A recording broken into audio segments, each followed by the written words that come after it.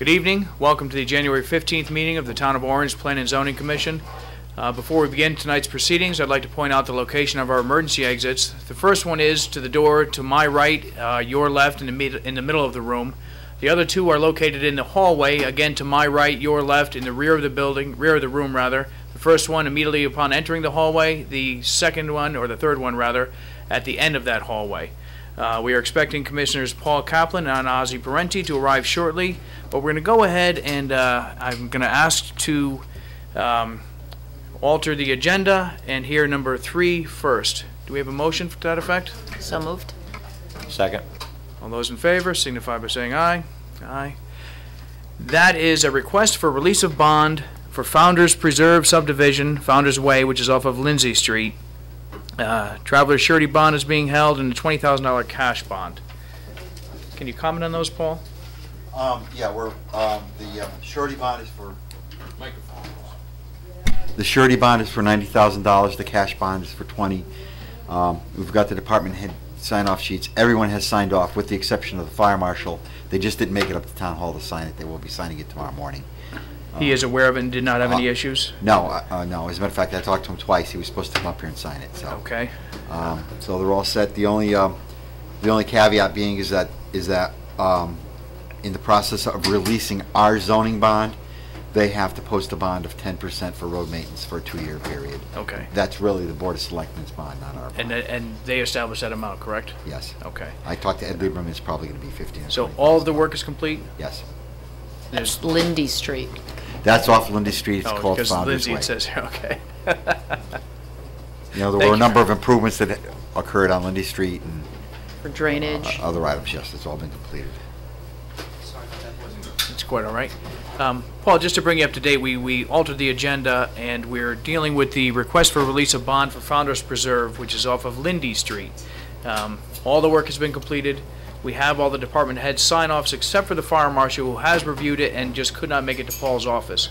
So, Paul, I'm assuming we can make that conditional on getting the fire marshal's signature? Yes. There's no problem. I said, you know, it shouldn't be held up for that. So there's no other concerns with that site other than... No. Does anybody care to make a motion? I'll make a motion to grant the request for release of bond, Founders Preserve subdivision, Founders Way off Lindy Street. We have a motion. Anybody care to second it? Second. All those in favor signify by saying aye. Aye. Motion passes 4-0. Again, before we go into executive session, Commissioner Parenti may be tied up, or he maybe the meeting, because it started at 7 as opposed to 7:30, he might not have noticed that. So I'd like to make a request that we skip to agenda items number 5, 6, 7, and 8 if possible, and I'd like to ask for a motion to that effect. So moved. We have a motion. Second. All those in favor signify by saying aye. Aye. Item number 5 is a report from our Council of Government representative, Paul Kaplan. That's right, baby, I'm back. I just went to our first meeting since my stint ended at Know Our Community, and the bottom line was that there were only 2 or 3 items on the agenda. Nothing that I think I missed most of them, actually, because it was done with the first 5 minutes of the meeting. And this was the introductory meeting for the year, and it was held at La Luna, so there wasn't really much to report. You said that the speaker delved into a lot of things to do with the smart growth, which is kind of what we're going to be dealing with up on Marshall Road, Edison Road. Yeah, I think our ears were collectively ringing, because the speaker of the evening was oh boy, I can't remember his name now, a gentleman over at Yale University, very impressive guy, who was dealing specifically with smart growth, and how, when I say smart growth, his reference was growth that allowed people to use the facilities that are being built. So what I took away from that was, for example, our train station, and how that mixed-use nature of what we were talking about out there would be really terrific if we can figure out how to do the zoning up there to have the restaurants and the small offices and the living space right near the train station, to really let people take advantage of everything that area can offer. So and he was going into that. So that's what was really interesting about that particular night. Yeah. That really coincides with the whole idea. I don't know if everybody knows or not, but we're speaking to the public now. that we're considering hiring a planning group to evaluate the entire Edison Road, Marsh Hill Road corridor in conjunction with the Economic Development Corporation. And that's the idea behind this, that we want to be in position and put Paul Grimmer in a position that when he has somebody that's interested, they know right away that they can fit into that spot. And you know, we want to be prepared for them instead of having them think that they have to come to P&Z and perhaps get denied. You know, we want to be able to move forward as quickly as possible and take advantage of the hopeful prospects that can spring off from the Yale subdivision or Yale purchase of the Bear Building. So, thank you very much, Paul. The next item on the revised agenda is old business. The only thing I have under old business is that Judy, Paul, and I attended a meeting with the Chamber of Commerce and again addressed the sign regulations and the idea of changing the sign regulations. And again, you know, our goal is to try to find that blend where we meet the needs and desires of our economic community with the desire to have something that's enforceable and controllable as well. So we have to find that balance, and we've had a series of meetings to gain that effort, and I think we're probably getting a pretty good hold of it as we go. What impressed me about that meeting, at least what I came away with, was that the enforcement issue was much bigger than the actual changes that had to be made as opposed to a complete overhaul. What seemed to be coming out of that meeting, at least the first 3/4 of it, was more enforcement oriented. Mm-hmm. Yeah. My only comment about that is that the enforcement issue came from one person who dominated the conversation. I don't think it was a complaint about the enforcement. I think it's more of just we've got to bring our regulations so that they're more clear and easier to enforce is really what I took from it. I think we have to give Paul a tool that he can work with easily. He's a one-man. That's one thing, and I think that having people out there who will be able to take pictures on the weekends, and I think we have to do our due diligence with regard to that. But I think that's critical to, especially during the holiday season and the Halloween season, which seems to be that's where it jumps up. Yeah. Right, and the weekend violations that occur, once Paul goes home on a Friday, they spring up Saturday and Sunday. So the concept of this deputy enforcement officer came up, and I think that's a very good idea. Yeah, yeah. And that idea that one gentleman had about perhaps having the I'll call it a temporary sign on the main pylon sign, I thought was a wonderful idea. I think it really is going to solve, if we decide to go that route, I think it's going to be go a long way to answering all the concerns here. Yeah. So we'll keep our fingers crossed there. Anything else under old business? There being none, we'll move on to new business. There being nothing under new business, we'll move on to the report of the zoning enforcement officer.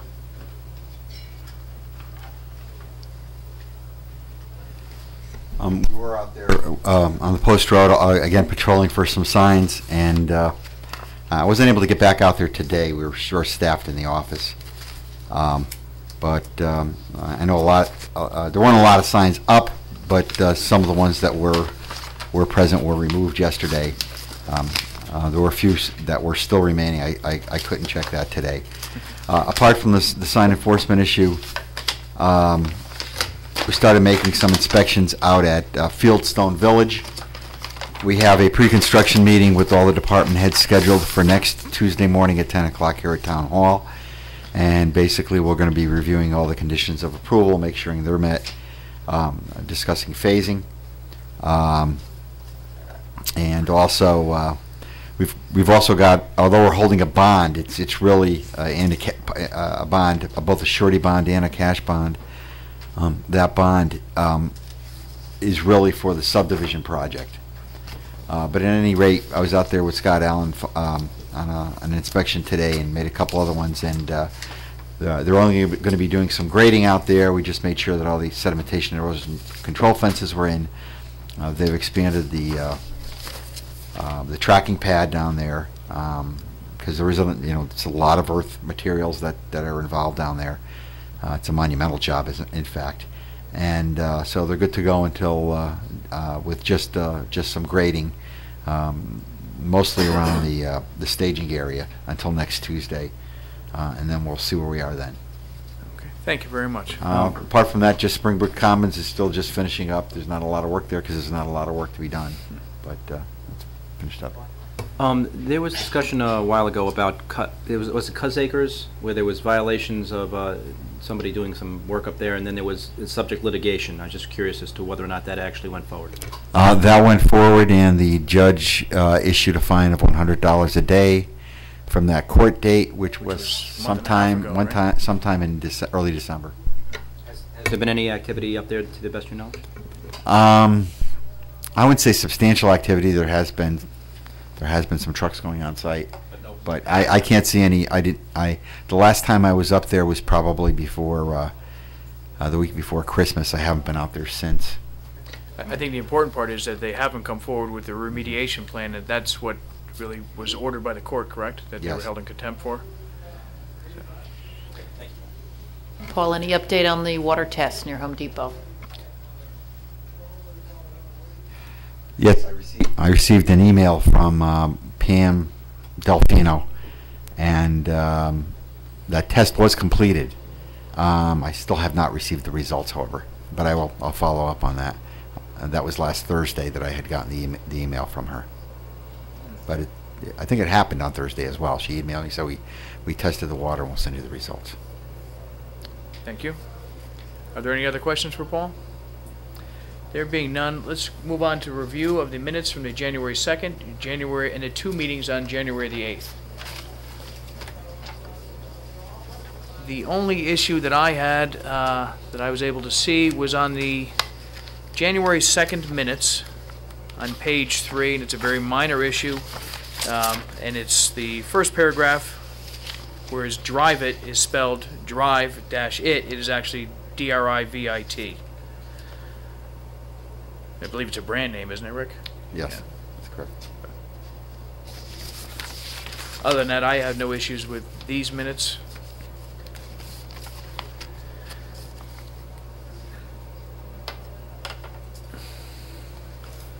Are there any other questions or comments for the January 2nd minutes? I make a motion to approve the January 2nd minutes as amended. I'll second. All those in favor signify by saying aye. Aye. January 2nd minutes passed. The next items, do we have to do these separately, Paul, or can we? You can do them all together. Why don't we do them together? There's two sets of minutes for the special meetings held on January the 8th. I had no issues with either one. I'll make a motion to approve the minutes from the January 8th, two meetings, one at 8:30 in the morning and one at 6 p.m. We have a motion. That's right, you have to. I have to abstain. Let's do them separately, Yeah. okay? I wasn't at one of them. That's right. I'll make a Why motion to don't we do approve the 8:30 a.m. minutes from January 8th, 2008. I'll second that. All those in favor signify by saying aye. Aye. Those minutes are approved, 3-0. Now we'll move on to Okay. the January 8th minutes. Make a motion to approve the evening. minutes for the January 8th, 6 p.m. meeting. Second. All those in favor signify by saying aye. Passes unanimously. Okay. Okay. We might as well have the site plan application, since Commissioner Parenti hasn't arrived. For Precious Cargo Daycare submitted by Paul Johnson Associates for property known as 308 Peck Lane. Would the applicant like to come forward? I don't see Brian here. Okay. You might want to delay that till later in the meeting. Yes. Okay. The applicant isn't here. We'll hear that, number 4, the site plan application, later on in the meeting. At this point, should the commission go into executive session? I'll move that we go into executive session. For which, Well, why don't we go into the executive session to discuss the Town Plan and Zoning Commission, the planner, yes.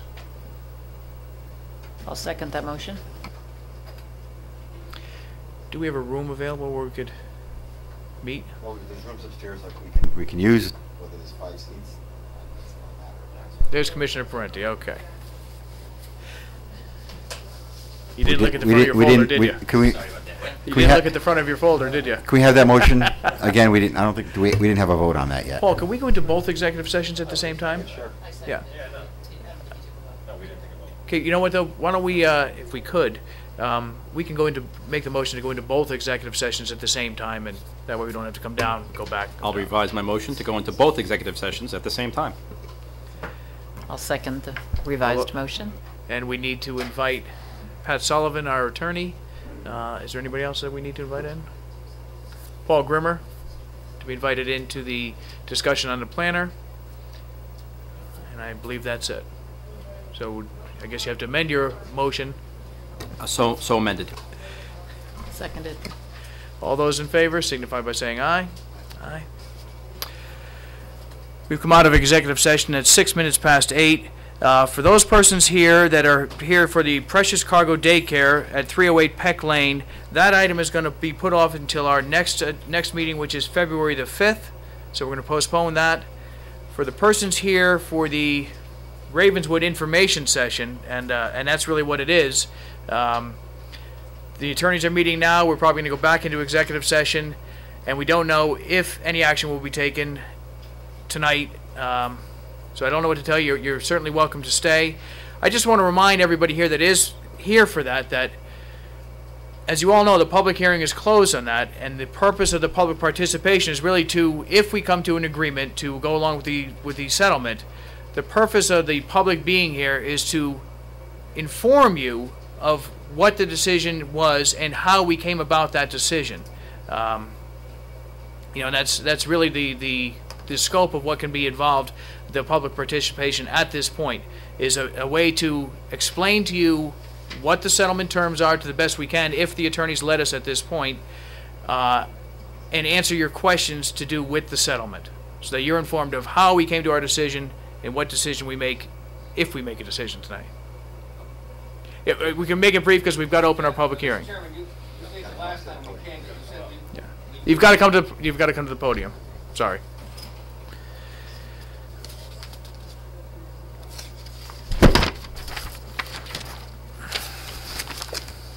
Clem Evangelisti, 30 Indian River Road, Orange, Connecticut.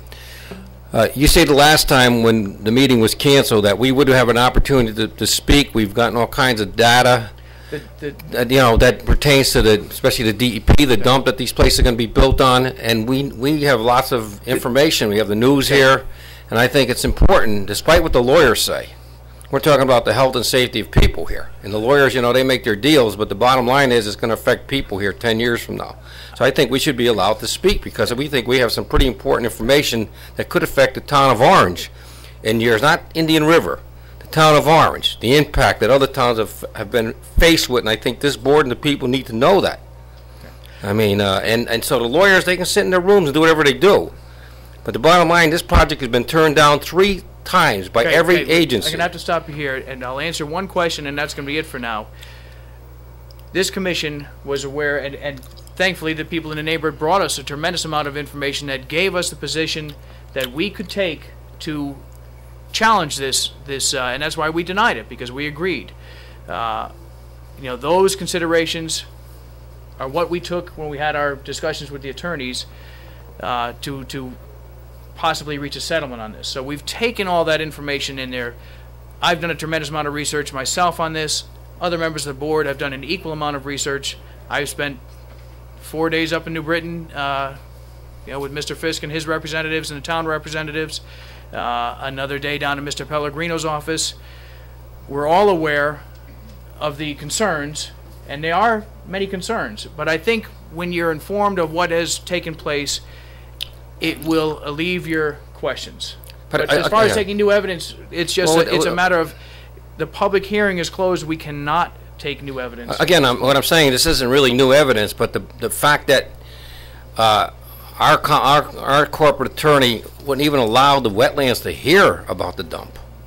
I mean, now we're talking about the safety and welfare of people. I mean, that should be more significant than what some judge says. It is more significant, and we would not take any action. This commission, I believe I can speak for the entire commission, that we would not take any action that we feel would put the health, safety, and welfare of the town or its residents in danger. Okay, so well, then if we come to an agreement, I think the agreement, again, I think I can speak for the commission, will be one that we feel is to the best of our ability to protect the health, safety, and welfare of everybody in the town. Now, on that note, I don't mean to be impolite, but we have to move on with our public hearing. Okay, well, again, as I end here, I'm just going to say that I think that the significance of the dump that this place is going to be built on is imperative, especially with Wilson H. Lee and new information that they've been dumping oil and ink and stuff into that land. So, again, we have to be aware of this stuff, and I know Ravens wants to make money, but, Mr. Chairman, right now we're looking at the health and safety of this town and maybe millions and millions of dollars in lawsuits when they're long gone and made their profits. Thank you.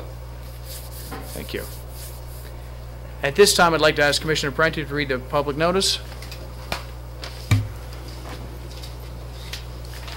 Okay. Notice is hereby given that on Tuesday, January 15, 2008, at 8 p.m. at the Orange Town Hall, 617 Orange Center Road, the Orange Town Plan and Zoning Commission will conduct a public hearing on the following. Whose is this? Petition to amend the Orange zoning regulations to create a research, development, and educational district submitted by Yale University. Petition to amend the Orange zoning map to create a research, development, and educational district submitted by Yale University. The area of the proposed new zoning designation is located off of Marsh Hill Road / Frontage Road and encompasses the former Bayer Pharmaceuticals campus. A copy of this notice has been filed with the Orange Town Clerk, dated in Orange, Connecticut, this 27th day of December, 2007. Thank you very much. Would the applicant like to come forward, please?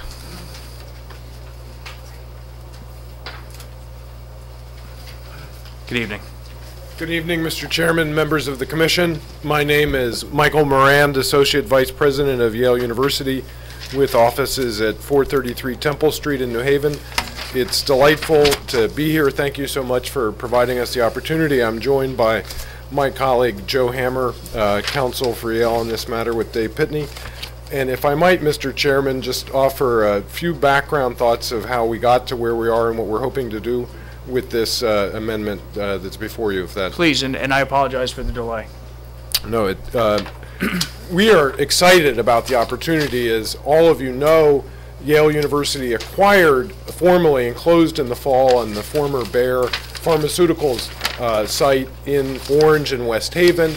We began conversations about purchasing this property in the spring of last year after it became clear that there were no other users likely who would maximize use of the facilities that Bayer had built for healthcare research, and that it was likely that any other bidder would have been just a developer who would have likely torn down the great scientific research assets that were there, and frankly would have led the property to be less value for the town as well as for its neighbors in West Haven. As you know, this will be a property over time that generates pilot payments to Orange, and we will also be making a voluntary payment, and I won't go into detail since that's been covered before. I would say that we have been extremely gratified by the reception we received from Town Hall, the town government, various boards in Orange, as well as by neighbors in general in the town. And having worked in many communities throughout Connecticut, I have to say that you all should be proud about how this town operates and how encouraging it has been to us. And from my experience, we really want to say thank you for the reception we've received as we begin this new chapter in Yale scientific research. We, in acquiring this property, obviously looked at the underlying zoning in both West Haven and Orange, proposed changes in West Haven that were adopted by the West Haven authorities before the end of the new year, and then sequentially wanted to come here. And what we're seeking to achieve is really just to bring the zoning, make some changes to the underlying zoning that fit what we are as a university and the purposes that we have for use of the property, which are to use it as our part of our university campus. As you know, we've called it the West Campus, and are beginning to occupy it now and intend to be owners effectively in perpetuity. We are longtime owners, obviously, and look to use this for scientific research and related university purposes. In the city of West Haven, university use was actually prohibited. In the town of Orange, there's silence in terms of university use specifically. So the first and most fundamental change we want is just to explicitly state that university use and the various components of that are allowed in this district. Again, the current zoning code is silent, and they're probably permissible under a reading of that, but we thought it would be helpful to make it explicit that university use and the various components of that would be allowed in that. So that's really the first main thrust, and that again is in keeping with what we've done in West Haven, and as we all know, this is a contiguous campus that crosses the town lines. And among the related uses, obviously, as a research university, we have clinical practices, and we also expect over time that places like the Peabody Museum will occupy some of the site with their collection. So among the uses delineated in the new language under university use are natural resource education areas. And then we also note storage and warehousing related to university use. We will likely use part of the campus for collections for our museums. That may well happen more on the West Haven side, but again, we wanted to make this consistent across the whole campus. Another use is University Data Center, which is something we will likely locate substantially on this site because it makes sense operationally from a security standpoint. And then just to go down, and I know that the Commission has seen some comments, we left in a number of the uses that were already present in the underlying previous industrial district, such as hotel. We added the word inn. There are some other things such as retail facilities, conference and training facilities, indoor recreation facilities, which are already in the language. We didn't. We left those in the current draft, and those. Another change that we made is regarding parking. And this is one that we think is just common sense to make sure that the language is clear, that since it is a single campus, you may have people parking on the Orange side working in the West Haven facilities or vice versa, so that as this town looks at the parking requirements, you consider it as a whole campus, and again, that's consistent with what happens in West Haven. Frankly, that's one that matters, as it were, more to the West Haven facilities, since the bulk of the parking currently is actually on the Orange side of the town line, but again, that's just to make it consistent. A third area, along with the use and the way the language about parking, is the child care facility. As you know, Bear had operated a child care facility. We intend to continue to have that, to contract with Bright Horizons or an operator such as that. It's in the interest of the town, and it's in our interest that that be an employer-sponsored daycare facility. The change we made here is just to reflect that we are obviously an employer with multiple sites, whereas Bear was really just a single site employer, so that in counting the children who are children of employees of the university, we take into account that we have multiple facilities. So you may have Orange residents who are Yale employees who work on the central campus in New Haven who drop their kids off at this facility. We also changed slightly the ratio required, the sort of minimum threshold for the amount from 50% to 1/3. We expect over time that we'll get above that, but as we transition, it seemed particularly important to note that 1/3. So that sort of is an issue there. And I think those are really the sort of key changes. The maximum floor area remains the same as it had been. The maximum ground coverage remains the same as it had been in the underlying zone. We did change the maximum height from 40 to 60 feet, which is a height allowable in some other areas in the Orange and Business park zones, as well as for hotels. And that in part is just because scientific research buildings, should we choose sometime in the future to develop it, oftentimes have high ceiling to floor ratios, and so that just, I think, gives us a little bit more room without being one that blows through any commonly understood height limit, which we understand and agree that it's useful to have height limits in a community such as this. So we sought a number that's consistent with other areas in your zoning code. And those, I think, are really the key. In the daycare, the other, again, change, which I think is makes it just in terms of ease of operation, is that it would give the town the possibility to waive for a certain period of time the requirements, and that just is obviously, as we have this transition period, that we don't need to keep coming back for fundamental zoning changes for something as simple as daycare operations, but that you would have the power as the elected body here, as the representative of the citizens of Orange, to make a waiver should you see that to be something worthwhile for the interest of the town. So I think those cover the main points, and I'd be happy to take any questions or comments. And again, just wanted to say thank you both to this commission as well as the entire town for the reception that you provided us so far. Thank you very much for the time being, and I'd just like to say on behalf of the commission, we welcome you to Yale, to the town of Orange, and we really look forward to the economic development potential that having Yale in our town presents. a couple of observations or points that I'd like to make with regard to the proposal. I believe that since we're keeping most of the uses that are in the current LI2 zone and just really allowing for the university and a couple of subtle changes, I think we should keep this designated as a light industrial zone. I would recommend that we name it the light industrial 4 zone and just have these uses as included as uses. And I'll just go down the list if you'd like, and I'll mention my concerns, and I ask the commission to chime in at any time with any questions or comments that they have.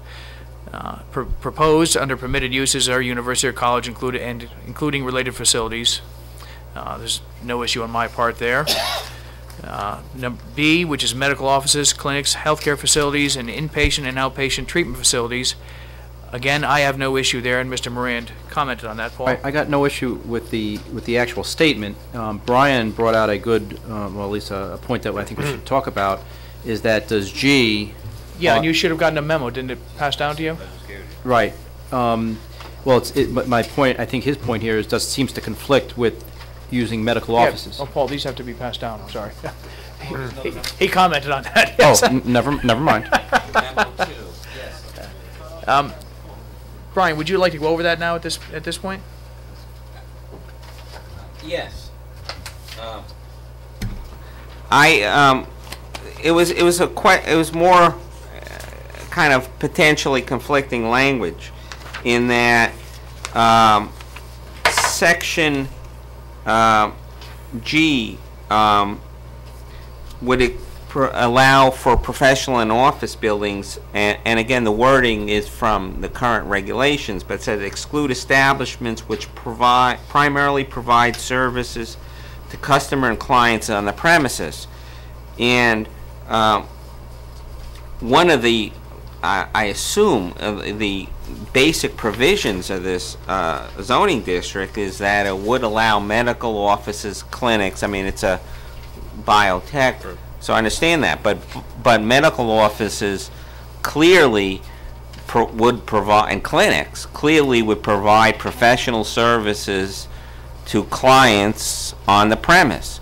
So I just point that out as an inconsistency, not to say that clients shouldn't be allowed on premises for medical offices.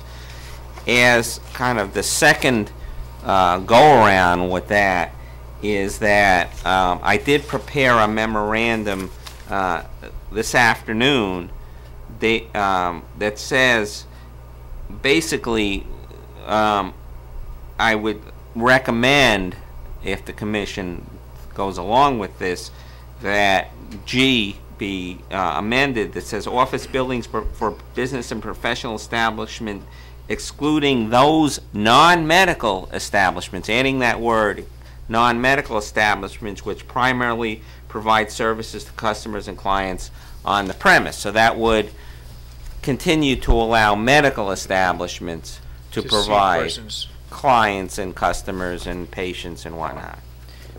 Do you agree with that wording, or that seems to be a good solution to this, and both gets to the intent. And I would just say again, I think the medical use itself and specialty clinics is something that flows naturally out of our scientific research mission and university mission, and is also, I think, something we hopefully would all agree could be a benefit. And there are certainly residents of Orange currently who access those services in the downtown campus, and so this actually could bring it closer. But I think that language that Mr. Miller presented does make sure that it's clear the intent of what's in and what's out, and that does seem to address it very well. Just one more issue. The proposed train station is not going to be in this zone, is that correct? No. Okay, that's fine. Okay. This zone, proposed zone, would encompass only the property currently owned by Yale University. And again, I asked the commission that, as I go down my list I invite you to make your comments. C is natural resource education areas and facilities, nature preserves, trails, and walkways. I have no issue whatsoever.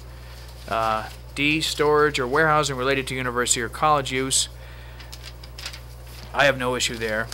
E is virtually identical, or is identical to LI2B.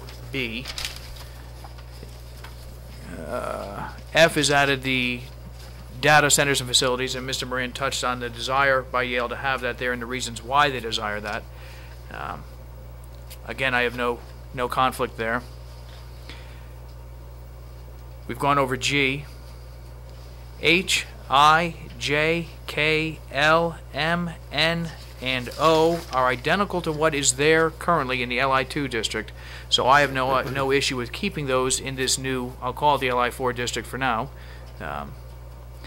Then we move on to P, and I do have some concerns on P, and I mentioned this to Mr. Moran this morning. The single family, these one change is it also includes on lots contiguous to there too. Now, I have no issue with that statement being included. My problem comes from the. I'd like to go back 1 second though too, if I could, before I forget. Oh no, that comes up next. Okay, the single family or multiple use residential uses for students and faculty. I don't agree that we should have housing in our zone. I think our history shows that the light industrial use is not really compatible, and we'll still call it a light industrial use, isn't really compatible with housing. And I expressed this to Mr. Moran this morning, and he really didn't object to that, if I'm correct. Yeah, if I may comment, Mr. Chairman, as a residential university, like lots of other residential universities, we do have housing. We have no plans for housing here. And so this was one of those things in sort of drafting something up, sort of throw various things that you may think of related, and this, I think, may be language that we cribbed from elsewhere, and I would agree that we may have forgotten that it even said single family, frankly, until it was pointed out by Mr. Miller and by yourself. So that is not, it's not something we have on the plans, it's not something we have in the aspirations, so we don't have any trouble with what you're suggesting in terms of changing that. So I would propose to the commission, and again, I ask for input, that we strike the line where it says single-family or multiple-unit residential dwellings for students and faculty. If at some point Yale has a specific plan, we may want to address that. But at this point, I think we should strike that from the proposed regulation. Bo, on, yes. When you said for the first one, A, university or college, including related facilities. Yes. That can't mean dorm room? Well, if we go on... Well, I mean just... If we continue down under prohibited uses, it has... The proposal is dwellings unrelated to university or college, but if we strike the proposal from P and and keep it as it was, where it's dwellings under our current regulations, that would eliminate the dwellings and allow them basically all the other uses that are typical with a college or university. So I think that covers the town of Orange concerns, but gives Yale the freedom to develop this in a proper manner. And again, Mr. Chairman, we would agree the use, as I laid out at the beginning, is really the key thing. Should all of our successors 20 years from now decide that a dormitory would be a good thing, obviously they can come back, to the town and deal with that at that point. And just sort of while we're on this topic, sir, can we expound upon some of the related facilities that you do envision? Obviously excluding housing and dormitories, but what might some of those other... We really see this as a place where scientific research, the focus is not on moving a lot of things, so we're not going to pick up current faculty groups and move them out here, but it's an opportunity for growth. Illustrative of that, none of these are set, and as you probably know, the way scientific research works is somewhat who's available and what funding resources, particularly federal. So none of us can predict exactly 10 years from now what specific areas of scientific research. It's all rapidly evolving so much, but among the things that have sort of risen up in discussions are cancer research is a key place where there is a lot of talent that we have, talent we can attract, and some good resources, particularly with the development of the cancer hospital. There are some exciting areas in research and psychiatry, and again, those are more illustrative. Don't expect an announcement tomorrow on it, but the focus will be on scientific research. This gives an opportunity for even more multidisciplinary scientific research, just given the nature of the campus, and related uses to that. Obviously, there are office uses that go along with that. And then, as I mentioned, this is a great opportunity in terms of the collections preservation and growth for our 2 art museums, for our university library, for the Peabody Museum. So those are highly likely uses, the university data center. And then obviously over time, there may be other strategic areas that we can grow, but that's really the focus of them. And obviously we will, on a regular basis, keep in touch with town authorities in terms of what's coming in and what's on our radar screen, and continue the relationship we've built since we announced the acquisition back in June. But hopefully that gives you some, and then the daycare center itself. The next item, as we go down the list, is special uses. Again, as Mr. Moran excuse me. pointed... Paul, I have one other thing on that subsection P. The last phrase there says eating, recreation, and auditorium facilities, which is the same language it's in our current. That's right, but it eliminates the wording primarily. Eliminates primarily for persons employed on the lot and not open to the general public. Is there, I mean, I take it that was done intentionally. We do not see this as a site that would be primarily open to the public on a regular basis. Our current intention is to keep it operationally as it is now, and if you were to go there today, operated by Yale, it would feel the same as operated by Bear in terms of the security and the entrance. There will obviously be times when there's scientific symposia and other related things that people will come in, visitors, but on a regular basis we don't intend to have eating facilities, retail, cinemas, those sorts of things. So again, in terms of there wasn't any intent to put something in that would suggest those kinds of activities, but auditoria, eating related to conferences and those sorts of things is really more what we're looking at. So I think to address Ozzy's concern, if we were to put that wording back into this paragraph, it allows you people to pursue the uses you want, and it gives the town of Orange protection in case somebody besides yourselves take custody of the land. And that's really what we have to concern ourselves with at this point. I think a clarification is all to the benefit. But it does say accessory uses, so I think that just reinforces. I think actually it's okay now, but it certainly would reinforce it, and there's no problem making it more clear. I agree. You favor them putting that language back in? I don't see any harm to it. Anything that kind of clarifies the expectations of the town and the property owner is all to the good. Yeah, I mean, the only thing from the applicant standpoint, the only thing employed may not be, for persons employed on the lot may not be the right language. It may be, you may have people visiting, so employed may be a little overly restrictive, but we could work on that. And if I may, Mr. Chair, obviously we're a little bit different than a corporation in that our affiliates include students, researchers, and not just strictly employees. So that would be the one little. What about if we did it for language there, primarily for persons associated with the owner of the lot? I wouldn't even say persons. First of all, I guess if we're kind of getting a little detailed here, the eating recreational facilities would clearly be those that are for the employees.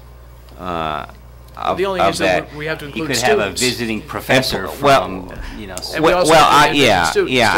I think we need to. It's not just associate, because the auditorium, as I understand it, you do have the symposiums and conferences where you will have people that aren't really associated with Yale University.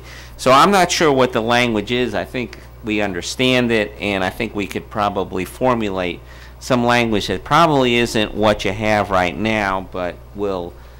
I think we all understand that if they want to invite a bunch of world scientists over to an auditorium, that's consistent with the intent here.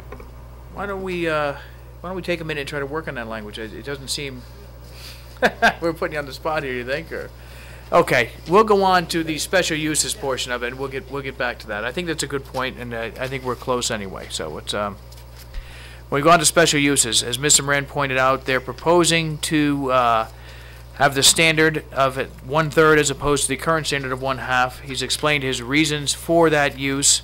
One other note is that they're basing the qualification on square footage as opposed to number of employees, and I think the reasons are obvious. First of all, that's going to fluctuate the number of employees, and really that's not the driving force behind this, the number there. So I have no objection to basing it on the square footage as opposed to the employees as currently done.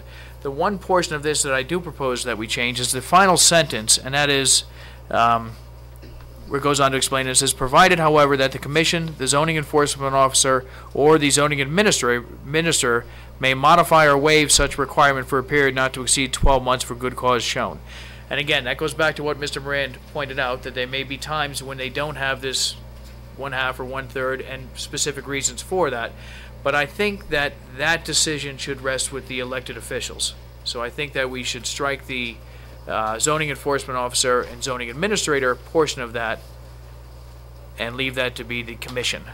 That the commission may modify or waive such requirement. It's my opinion. I don't know if the rest of the commission feels the same way.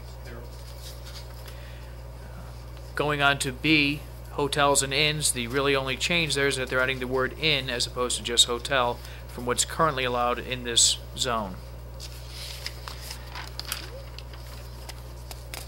If we go on to C, Just not clear, Bo. Please. There was, in our current regulations, there's a subsection 4. It's numbered 4 in our current, and I wasn't quite clear on why that was deleted. okay, 1 second, yeah.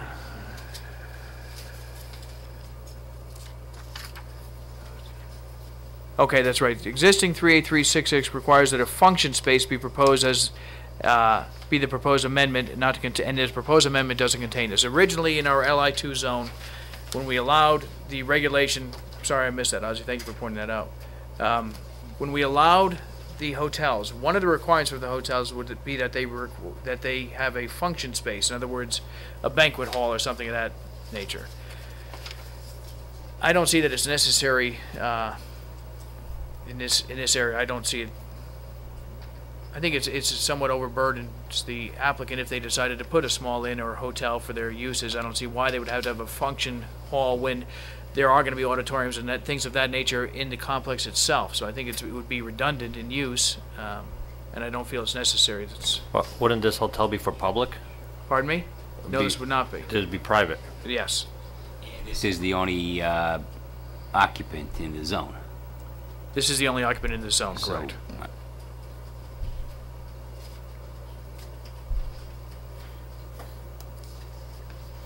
Again, this isn't allowed use in this zone.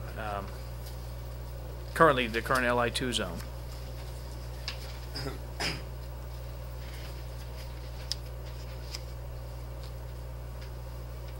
And the only one other change here, and it's really, I went over it also. Under the current regulations, we limit the height to 60 feet of the hotel, which is exactly what they're proposing. But in our existing regulations, we also have a reference to the number of stories, where I believe we limit it to 4 stories. Really, the issue is the height, and how many stories they can put in the building is irrelevant as far as, the issue of height has to do with fire safety and things of that nature. So how many stories they can put in a 60-foot tall building is really irrelevant as far as the fire concerns go. So I don't think that's an issue there either. And that's under B3. But getting back to Ozzy's question, again, they're striking that function space. Does anybody have an issue or a question regarding the elimination of that part of the requirement that's in the current LI2 zone? Given the fact that Yale's the only occupant here, I don't really think it's going to be as relevant if it was an open to the public type of situation. If theoretically, at some point in time, Yale might not be the only occupant in the zone. I mean, you could sell off some, or we're talking about several buildings here, right? Correct. So I mean, it's not inconceivable. Right. My thought on the matter is that whether a hotel has a function space or not is really going to be driven by whether the ownership of the hotel feels that they can fill that need. If there's a need for it, they'll put it in on their own. I think otherwise we're just putting a burden on whoever the applicant is that may or may not want to build a hotel to put what may very well be wasted space in there. And I don't see the need for it, I'll put it that way. I think the question is, should we have hotels or not hotels? We do allow them in this zone currently. I don't know how the rest of the commission feels about it. Way back when we drafted that, the hotel provision, we felt that some meeting space would be beneficial to the properties and also helpful for the town of Orange because they did allow for public access. Right. This is clearly a different scenario in this new proposed district, LI4 zone. So, I think for this purpose, it is not necessary. And I think that, Ozzy's point is that, and it's well taken, that really we're looking at it as Yale's application, but we, as zoners, we have to look at it as the zone. And, we hope it's not the case, but Yale could at some point decide to sell this property. So Ozzy's point is very well taken, that we have to draft our regulation to address the possibilities, not the applicant. But we do have other zones where we have required hotels to have the meeting space. In the balance of the LI2 zone, correct? Yeah. So again, given the limited nature of this zone relative to the other, LI zone areas, I don't think it's a big importance. I would agree. Why is it important for the applicant to get this, to have this out of here at this point? Huh? Important may or may not be the right word, or there's shades of importance. Again, it was here. If at some point in the future there are no plans, so we shouldn't read in any papers or anything tomorrow, hotel coming to former Bear site, there are no plans. If in the future, and there are obviously universities that have developed hotels, short stay places, we do have lots of scientific researchers, so it's a notion that may make sense. If that would be the case, you wouldn't want to develop as a conference center. That wouldn't be its purpose. Its purpose would be for sort of more extended stay for people coming overnight for symposia, in which case it would likely be happening on the campus in other places. So that's the reason that if there should be such a development, it would be probably wasted space to have to tag that on just to get it. But it doesn't affect what you intend at this point in time anyway. I know this in the having this provision in the zoning regulations now doesn't place a burden on what you intend immediately with respect Correct. to the property. Yeah, but I would say, So if at some point you did intend to, develop a hotel type use, you could seek a variance of that. Right. Yeah. Okay. May I offer another suggestion? Is that if this is a sticking point, then perhaps the language could say that could kind of go back to the current language in the LI2 zone, but say that such requirement may be satisfied by meeting facilities in proximity and under some sort of common. Why don't we just put maybe waived by a vote of the commission? That's one option. I was getting a little bit more specific, but it's certainly at the pleasure of the commission. I guess is that's because I think we're all talking the intent here. Yeah. I think I'd favor having the opportunity for a look at it. Okay. Why don't we just add? Why don't I propose? I guess that we include the current language, but add the sentence: "This requirement may be waived by consideration of the commission," and that's how we have had other things in the past. That we can go back and waive certain requirements. It's done many times in our regulations already, that we give the option to waive certain requirements, and I think this is a very good place to put that clause. Yeah, I don't think it's critical to anyone's existence right now, but if it satisfies that need, I think it's fine to have in there. Are you going to be charging a fee for people to sleep there or no? Again, well, they don't even have a we're plan. sort of, No, I know, but if yeah. it does go, I mean, is it? I'm just wondering, like, It's theoretical. Yeah.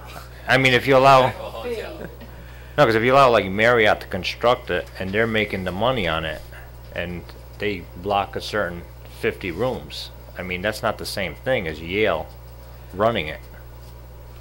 You know what I'm saying?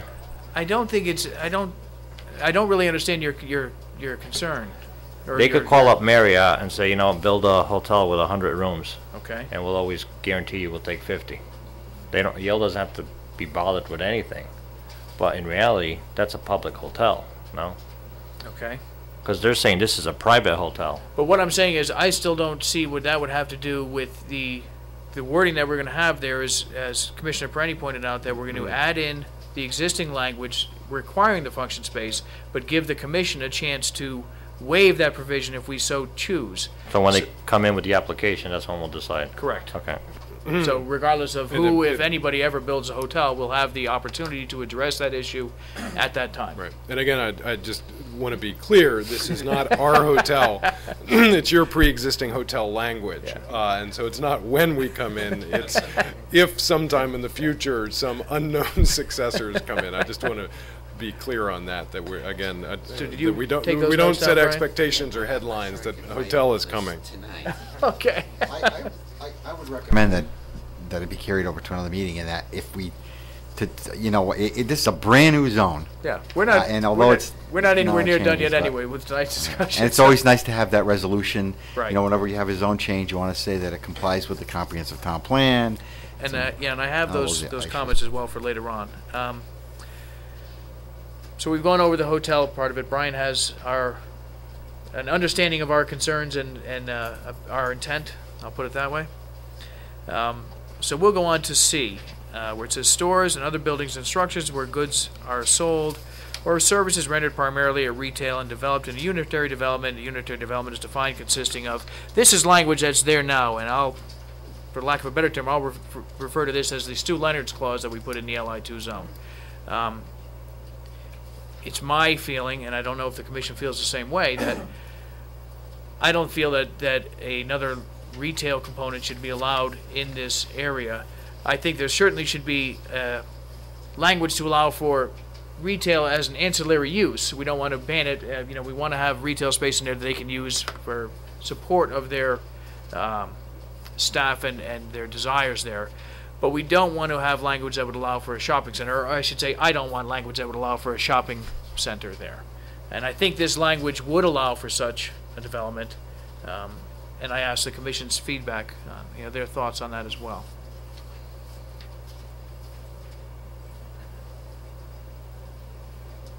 Well, you could put the same clause as the other one. It has to come in, and we could waive it. Or Well, this is a special use anyway, so it does have to come in. But still, with a special use, we can't, that doesn't give us the broad authority to just say no if we so desire. Even under the special use clause, we have to give a good reason why no, this special use does not fit this particular time or this particular piece of property or application.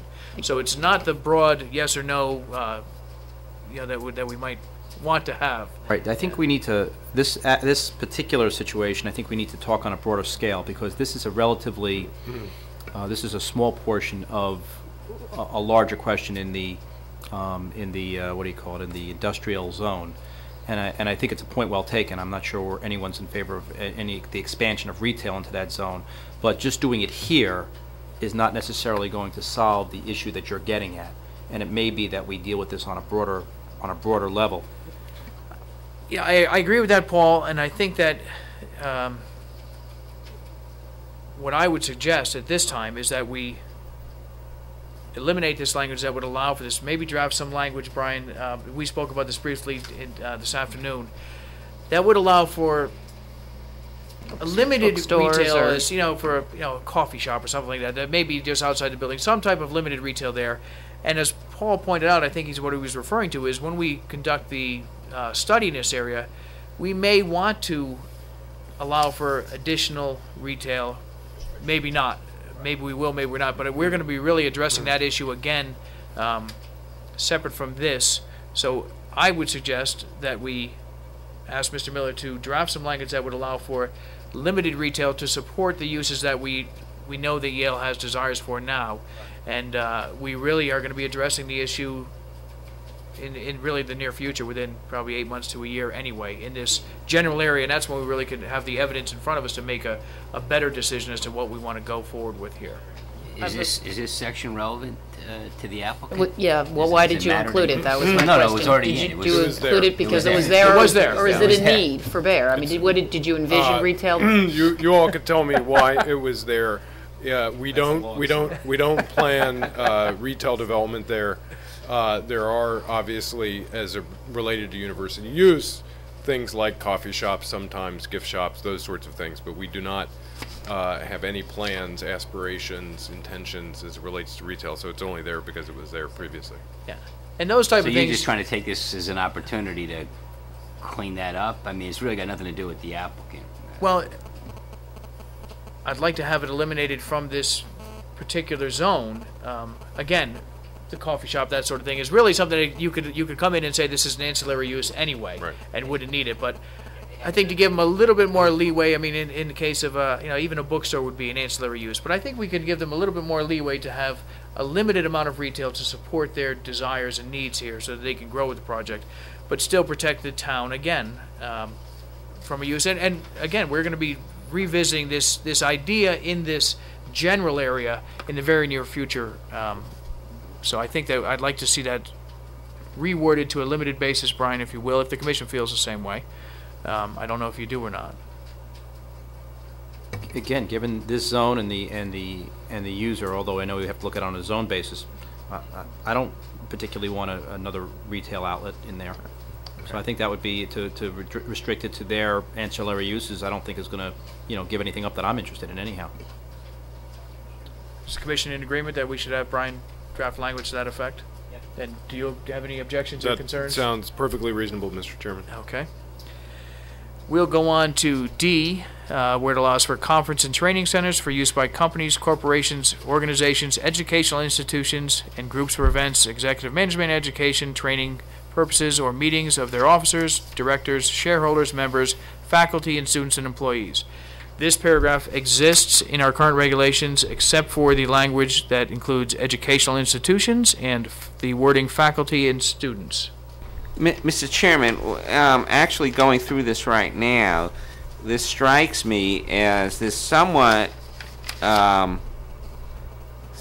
addresses the issue that we were discussing a few moments ago concerning auditorium facilities. I'm not clear, actually, at this point where the auditorium facility used by Yale stops and the conference facility starts. Well, we spoke about under P, under as an accessory use. We went through a discussion about whether auditorium facilities would be just for employees or students or visiting scientists, and we kind of, I think the commission's feeling was that they recognize that there are going to be scientists from probably around the world coming on a somewhat regular basis and that's a very beneficial thing. And then D, conference and training centers. I guess I'm just a little hazy at this point where the distinction is. What I was going to propose was that the way I see it is that P is the general statement that leads to a more specific statement in D, and I was just going to say that as more specifically set forth in 383D herein. You're right. You mentioned this before that the paragraph starts off. P starts off with accessory uses, customary and incidental, to. So I think that pretty much sets forth that we're dealing with the incidental uses of the owner or the applicant in this case, and then maybe it's more specifically set forth in D, because I think you're right. There's a carryover there. The only question that I have though is P is an accessory use as permitted, and D is a special use. Well, I think that's all that's saying is that if the applicant were to come forward and want to construct a separate conference center, that they would have to come forward with a special use application. My comment on P was directed, what it talks about is it says eating, recreation, and auditorium facilities, period. There used to be language that further modified that phrase by saying primarily for persons employed on the lot and not open to the general public. So what it would prohibit then is to set up a restaurant of some kind and invite the, the public generally into the property. And that's not what was intended in P. What was intended in P is that, your eating, recreation, auditorium facilities were for use, ancillary to the primary use of the facilities on the site. Isn't that more set forth in D? Well, I don't know. I mean, D talks about, it makes no mention there of eating or recreation. It talks strictly about conference and trading centers. For use by companies, corporations, and organizations. I see a public use there. Indeed. But then it limits it down in the last, by the officers, directors, shareholders, faculty, students. I mean, it then limits it fairly, not at least not to the public. I have no objection to D. I just think that You think that P should be modified. Yeah, which is, we left that with Brian before, correct? I just want to, I apologize for getting us into a circle. I just want to try to make sure that I reflect the will of the commission. Thank you. I think we'll find out when we read your review. But you understand Ozzy's concern and the wording.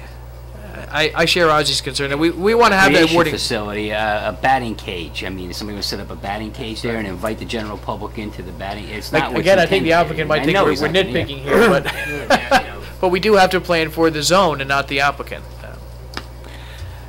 So you understand what we want to achieve there, I guess, Brian. I think so. Okay. Do you have any other? I would have been satisfied with just exactly what was taken out to be put back in. I think the applicant has no objection to that either. Let me play with it a little bit, and I'll be happy I think to. really, I think the only part that Word employees. the word employees, yeah. I think everything else should remain except for we modify the word employees to have something that's more applicable to the use that's intended. That's really, I agree with Ozzy. Just we change the word persons employed to some other description. Okay. Okay. We've discussed the retail component. We've gone on to, so that would affect, we answer the question of D then, correct, Ben? Everybody satisfied with that? E, these items are identical to what is currently in the LI2 zone. I see no reason to change it.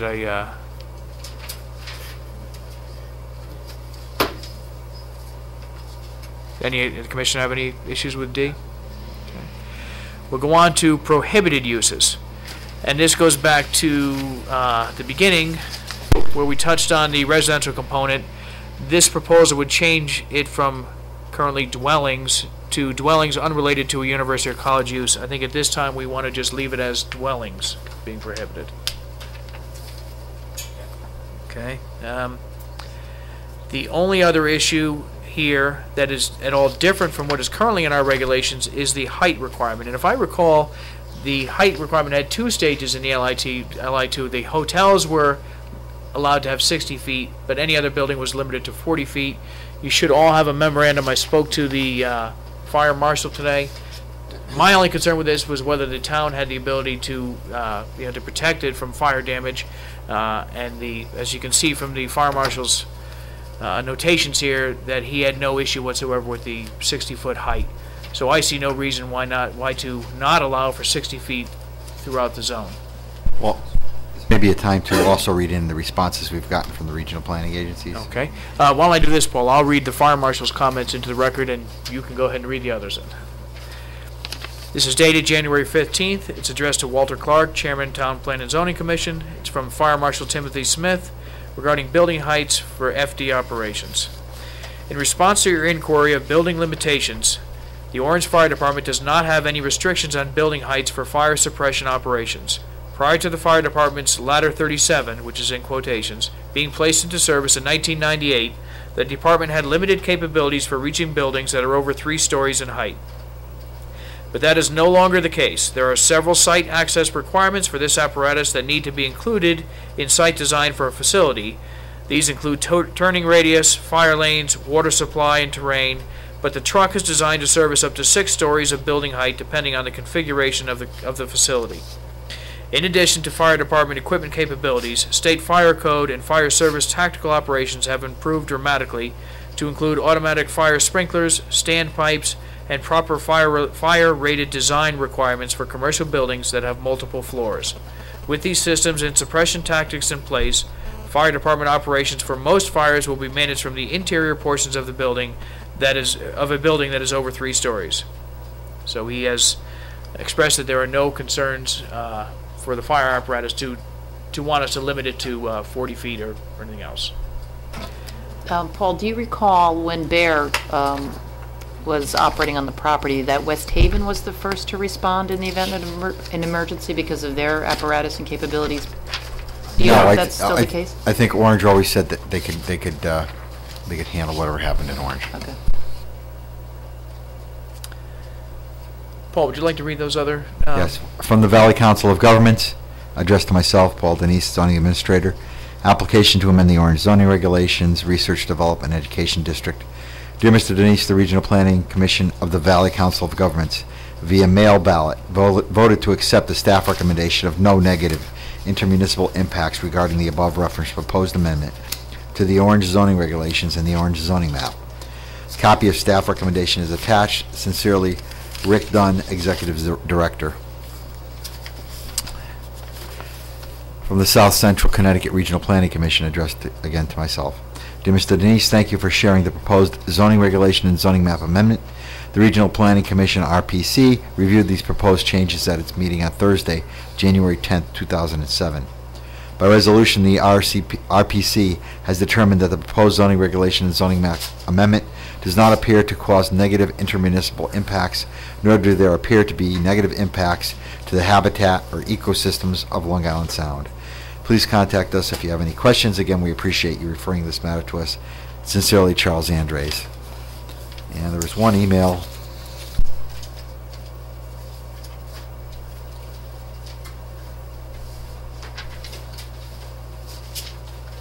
It's from Crystal Kallenberg of DEP. Again, addressed to myself. Thank you for the opportunity to comment on the above referenced zone map amendment. We have reviewed the proposal for consistency with the goals, policies, and standards of the Connecticut Coastal Management Act. The subject parcel, the former Bayer campus in the town of Orange, is completely outside the coastal boundary. Therefore, we have no objections or comments for this application. You know, at this time, I'd like to also take an opportunity to point out the consistencies with the plan of conservation and development that this proposal would have.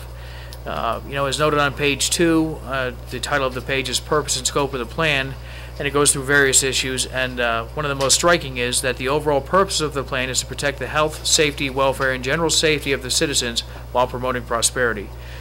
Clearly, I think this is consistent with all the goals stated there, most notably the promotion of prosperity. We feel that this does present a tremendous opportunity for economic growth in that zone.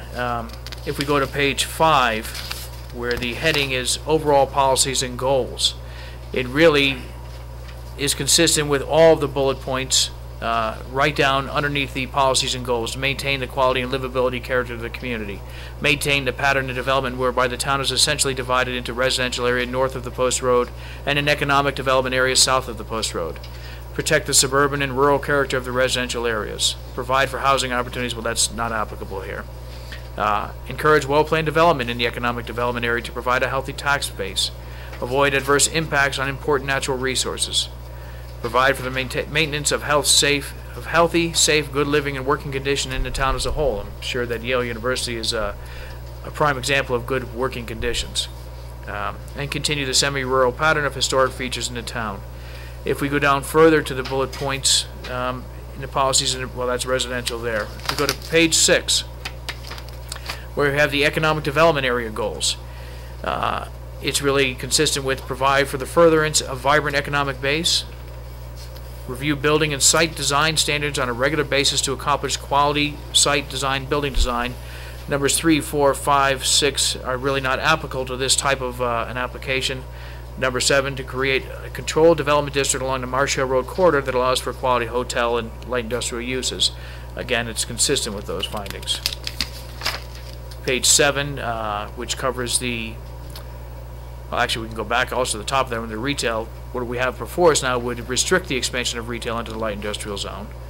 Under office and research, it's consistent with 3 and 4, which is determine appropriate office development standards in the current business office park. Right, I'm off there because that's not applicable. Allow office uses in the commercial and industrial zones consistent with road capacity. So we are consistent there, and it's consistent with the bullet points, specifically 2 and 3 in the light industrial zone. So it is consistent with many of the goals stated in the Plan of Conservation and Development, which is something that we have to address when we are considering to amend our zoning regulations. So at this time, do you have a statement? Okay. Just the 2 words again, thank you. Well, before we let you off the hook here, is there anybody from the public that would like to address this issue? Mr. Grimmer?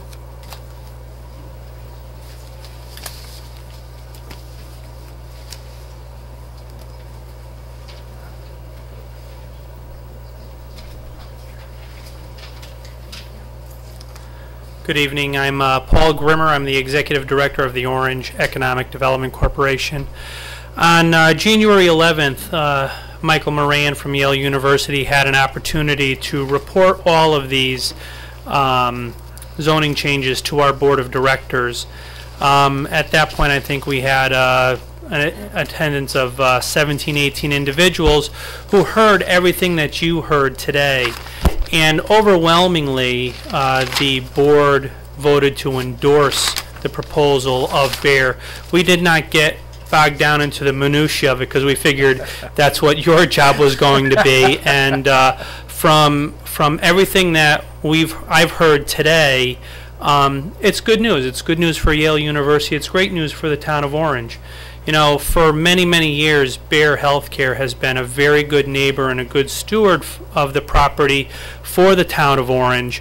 And even though they're leaving, and it's probably sad for a lot of people, Bayer couldn't have negotiated a better deal for the town of Orange than what we have with Yale University.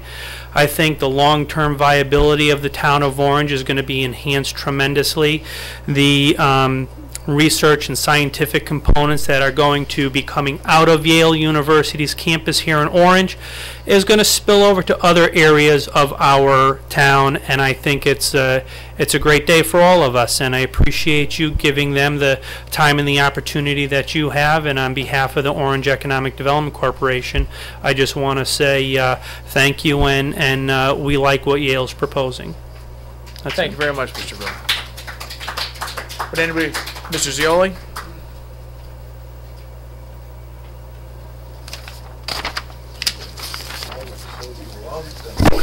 Come on, smile. Jeez Louise. We need Concerned. you to sing. Yeah, me sing.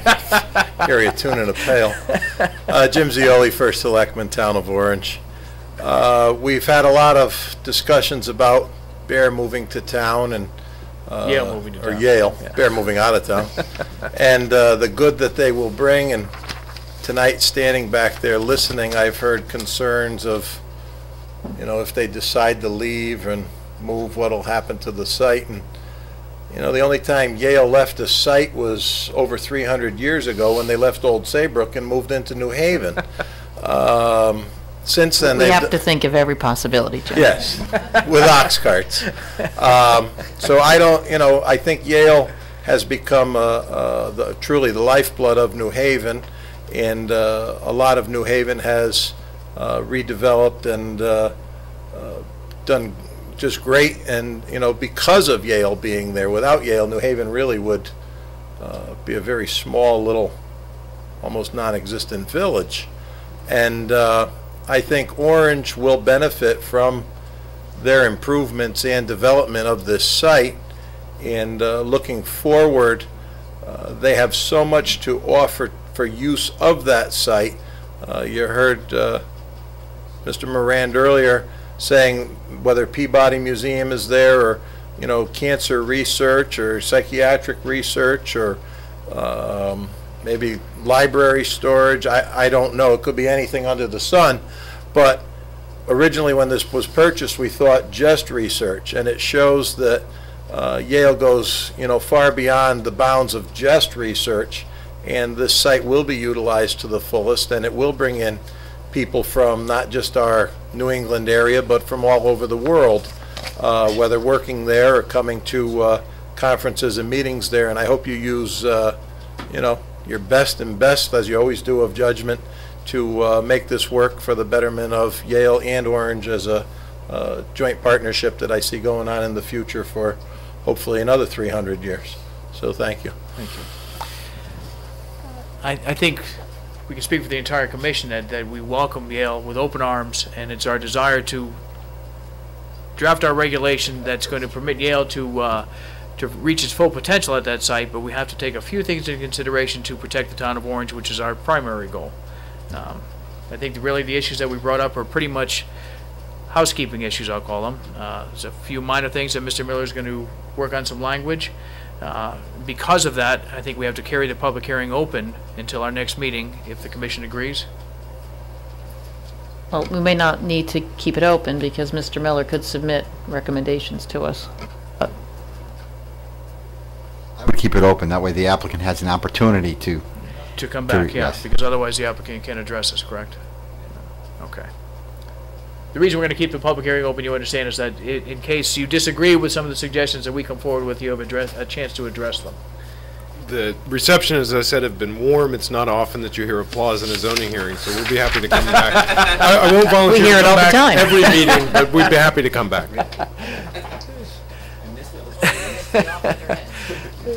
So at this point, I'd like to to continue the public hearing until our February the 5th meeting. Is that our next meeting? Is that what the commission feels we should do? Okay. Yes, yeah. So at this point, we'll close the public hearing then. I mean, continue the public hearing, and it's 9:13. No, we don't need a motion.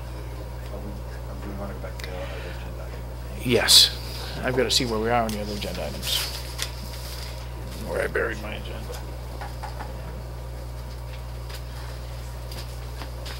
Paul, do you have one right there? I buried mine in my my agenda.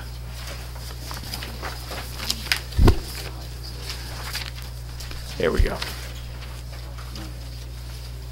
Yeah, I think yours is, mine's not the up-to-date one, Paul. Okay.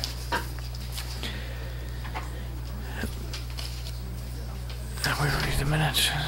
So the only other item on the agenda is a return to the executive session to discuss the Ravenswood, the possibility of the settlement of the Ravenswood suit. So at this time, well, I guess we should ask, is Pat still there? Okay, sorry, Pat. Pat, is there a need for us to go back into executive session, or? Yes, okay. This time I'd like to ask for a motion to go into executive session. So moved. I'll second it. Okay, who are we inviting into executive session, Pat? Would it be helpful to have the applicant or just ourselves? We can start with ourselves and then have the applicant available. Okay. All those in favor of going into executive session, signify by saying aye. We have a motion, it's been seconded, correct? Yes. Aye. Thank you and welcome back. It's 10 minutes to 10 and we're out of executive session. The first item on our agenda was the Town Planning and Zoning Commission will discuss recently held interviews for consultant planner in executive session. We have held that discussion. We have held the interviews. I believe it is the consensus of the commission that we have chosen one of the applicants, and I'd look for a motion from one of the commissioners to that effect. Yeah, I'll move that we engage a contract with the Turner Miller Group of, I guess, their headquarters in White Plains, in Suffern, New York, also with an office in Cheshire, as fronted by Mr. Miller. We have a motion. Second. Is there any further discussion? There being none, all those in favor signify by saying aye. Aye. Motion passes unanimously. The second item that we had in executive session was a discussion on a possible settlement with the Ravenswood development. We still have not come to a conclusion on this. There's some details that have to be worked out, but at this time, for the benefit of those in the audience, we'd like to try to answer some of your questions. Please keep in mind that the public hearing is closed, so we cannot accept new evidence, but we want to inform you to the best of our abilities that, of what we can do. keeping in mind too that this is a negotiated settlement if we come to an agreement, and the burden of proof when you have an affordable housing statute really lies, it goes from the burden of the applicant to demonstrating that they do comply or do meet the needs of the community to the commission demonstrating that this is detrimental to the community. We took in and evaluated an awful lot of evidence during the public hearing, and we thank all of you for presenting that evidence. At this time, I'd like to entertain your questions and give you as much information as I can, keeping in mind that this is still kind of a fluid situation, but it'll give us an opportunity to bring you up to date as to the best we can as what has transpired, or what we've covered, I guess, is the best way. Please. No, you have to come up to the podium.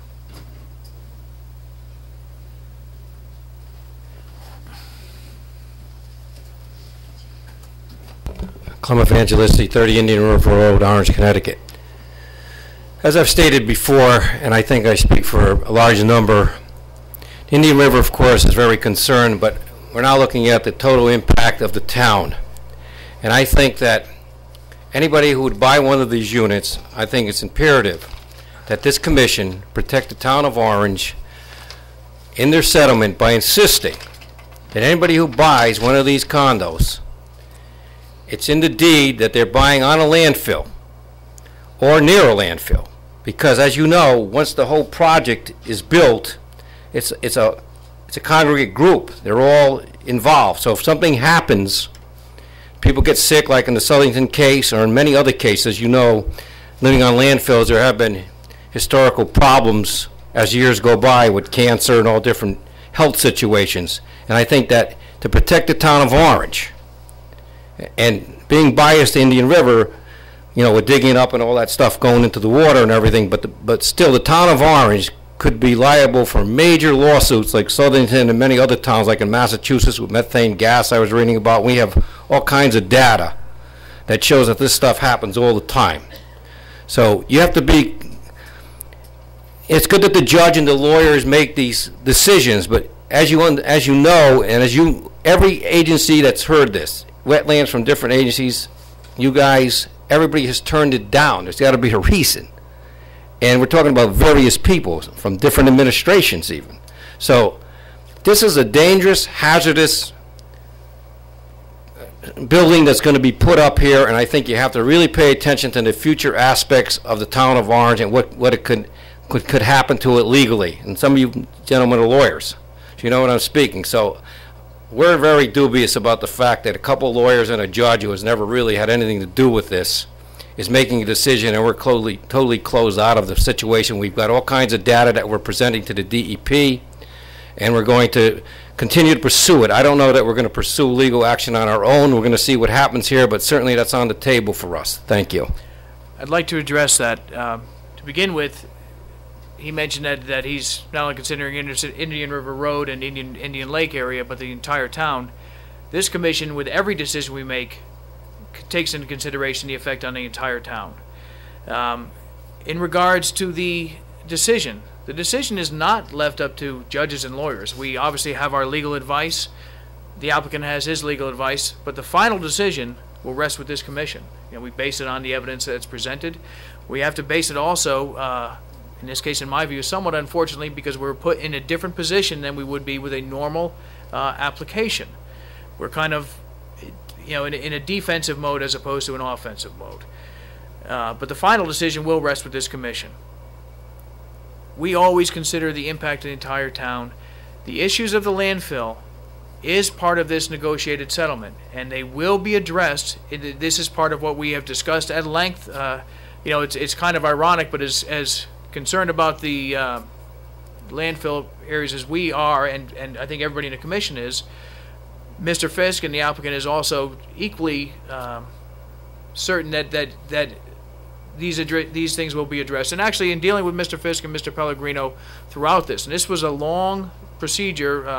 As I said, I've been up to New Britain several times in Mr. Pellegrino's office. Whatever the outcome is of the investigation of the landfill, that's what's going to determine the ultimate project here, and Mr. Fisk is aware of that, and he's agreed to that in principle. And DEP is the one that's going to decide that. They are aware of all the evidence that we have had in the record that was presented during the public hearing. I personally contacted 2 members of DEP that this is what they do here, and made sure that they had copies of all the material that was sent to us during the public hearing. Mr. Fisk has spoken to them. They told him what he has to do to start the process, and the process is an evaluation. Where it goes from there is determined upon what they find during the initial evaluation and what DEP tells them to do. So the issue is being addressed to the very best of this commission's ability and the best of our authority. Please.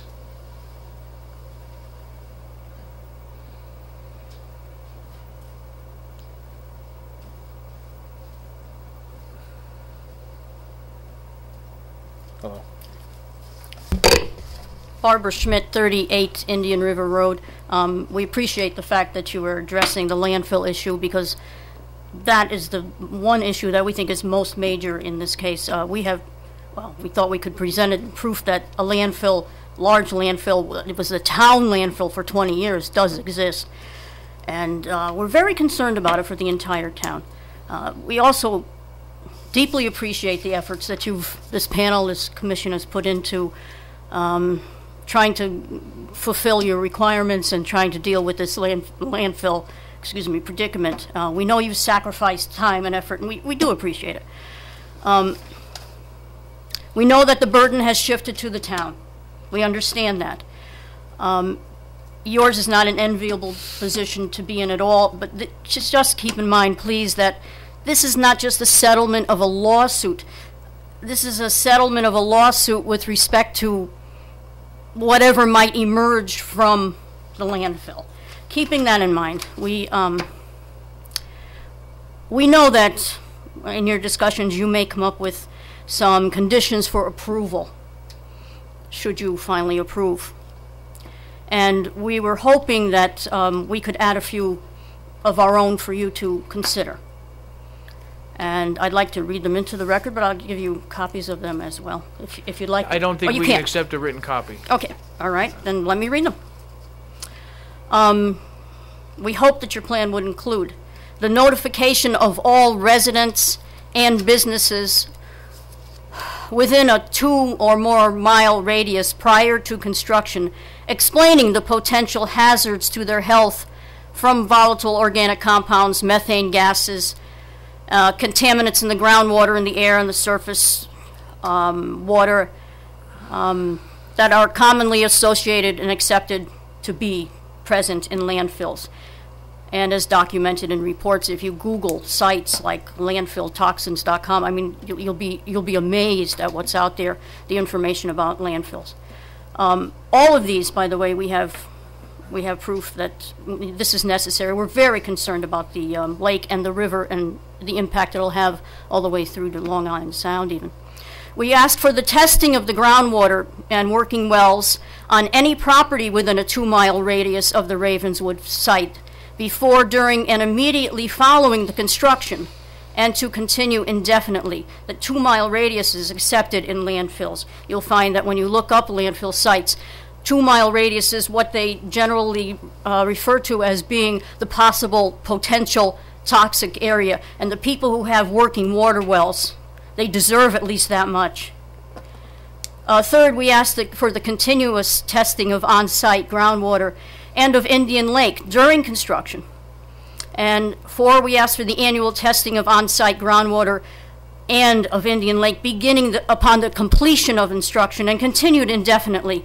And it should be mandated that that's the responsibility, I would think, of the management group in charge of the Lakeside Village complex. And all testing results, of course, should be shared with the Indian Lake Association, since we'll be the most impact, well, the second most impact, the first, of course, being the people who actually live on site. Number 5, the disclosure in all deeds related to the Ravenswood Lakeside Village application that the buildings in the complex were built on a former town landfill. And we think we should include the EPA's warnings regarding health issues from exposure to methane gases, the volatile organic compounds, and contaminated groundwater. And sixth and last, we ask for a bond. Now, of course, the amount will be up to you, but we would think it would have to be from the suits we've read of other attempts at building on landfills.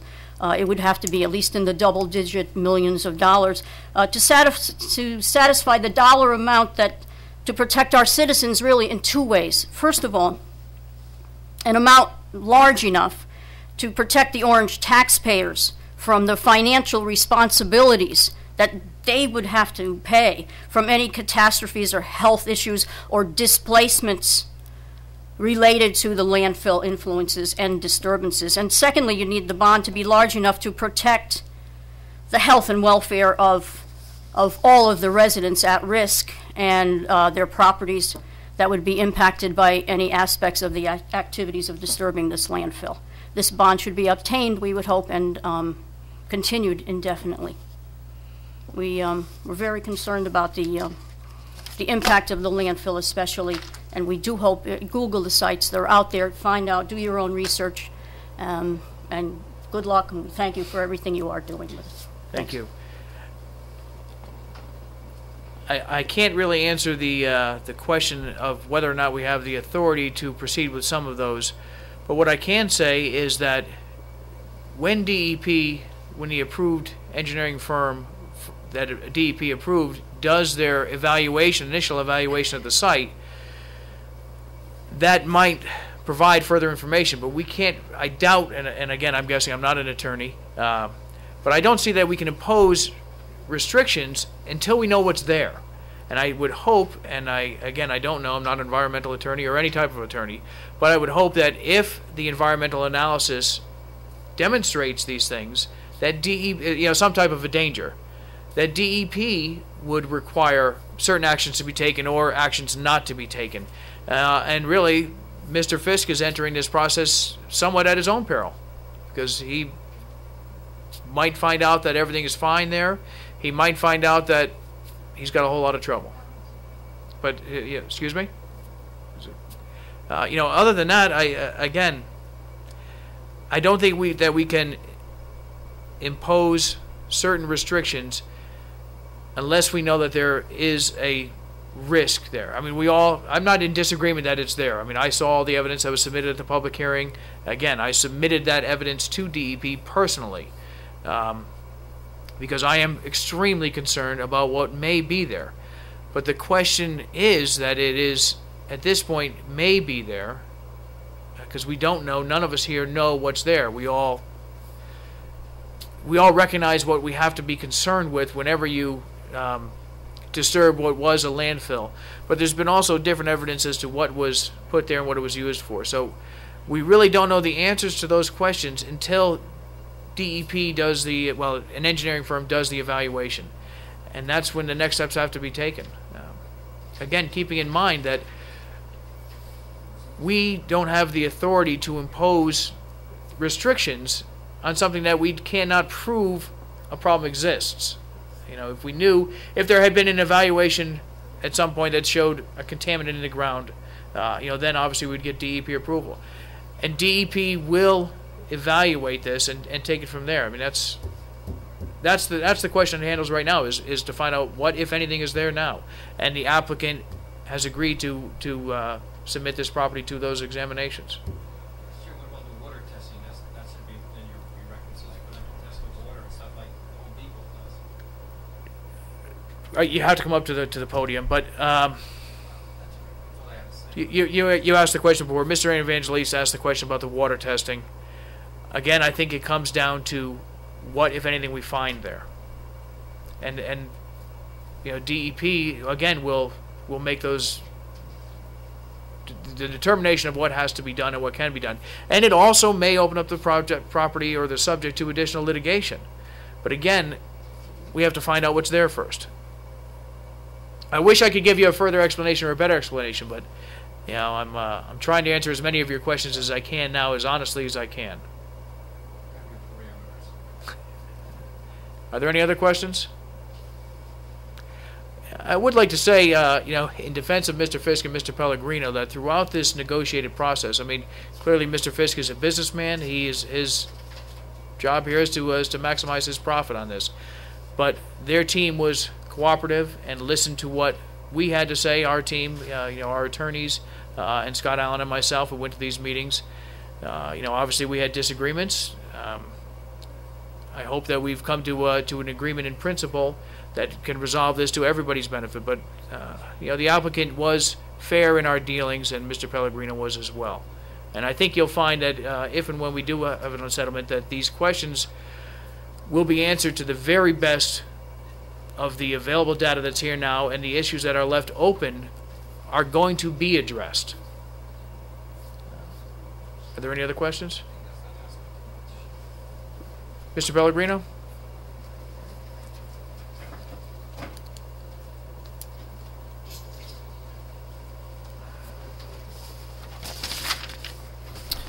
Good evening, Mr. Chairman, members of the Commission.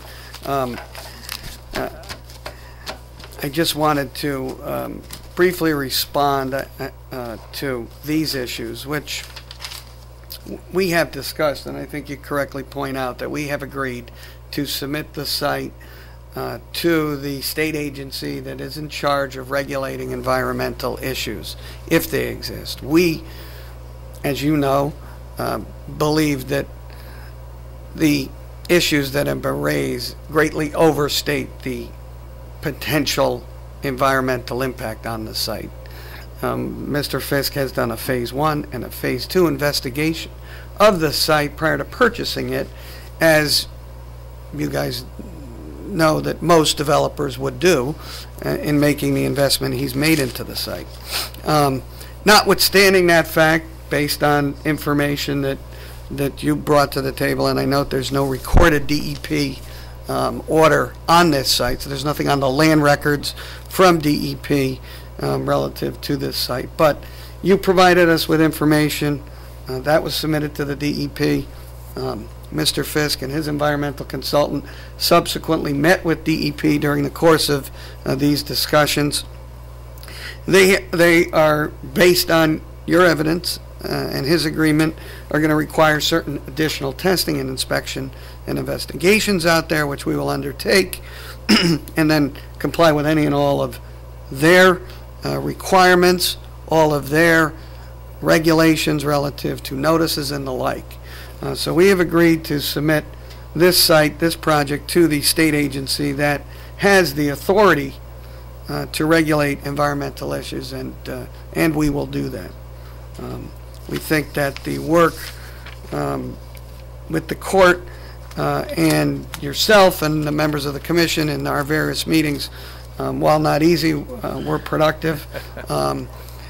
We've been at that process probably 9 months, and as you know, this whole project dates back over 6 years, so it has been a long haul. I think we've turned over the stones and prodded accordingly, and I think that the proposed settlement it's a compromise, which is what this process is about, where certain of the issues were dealt with many of the concessions that were given, reduction in density, reduction in impervious surface, things that were, during the hearings, kind of the primary issues.